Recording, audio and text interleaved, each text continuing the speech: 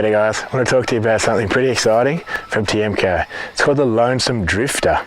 So essentially it's like a glide bait, swim bait type thing, but it's a bass size one. And I don't see this lure just being limited to the freshwater. I can see the saltwater guys picking this up, even targeting Mangrove Jack with it. So the lure is a super slow sink. It's 10 centimeters long, including the tail, but it weighs only 9 grams. So you can cast it on bait caster gear, which I probably will do targeting bass, but if you want to long cast it, being so light, I'd probably chuck it on a spin rod. It's a jointed bait with one joint in the middle, but also has a movable tail as well. One of the key things that stands out to me when I swim it are the 2 feather trebles. They just seem to glow and flash every time you tweak this thing along. You can see them from a long way away. So the lure is designed to be fished very slowly, as in very subtle twitches will make this thing almost turn back on itself.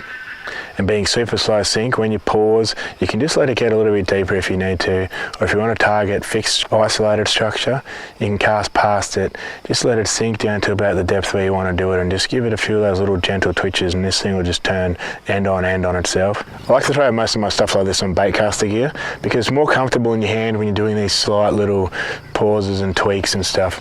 So I'll be casting it to the structure that I want to fish, just letting it sink a little bit, get down maybe a foot, 2 foot. Then just start with these very slow little shakes of the line. So you it's very, very similar to the guys who know how to walk the dog. You want to make sure when you bounce the line that you lift your rod back up at the same time. That'll then give the lure a bit of slack and it allows the lure to turn back around on itself. If you keep that line tight the whole time, you'll sort of just be pulling the lure straight ahead. It won't actually give it a chance to turn around on itself.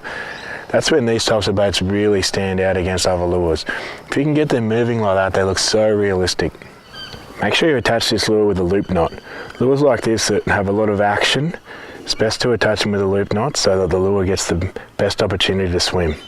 If you tie a fixed knot straight to that toe point, you'll end up with it dragging to the left or dragging to the right. Won't swim the best, so put that loop knot on there. The Tiemco Lonesome Drifter. I'm gonna go and see if I can catch myself a bass on this thing.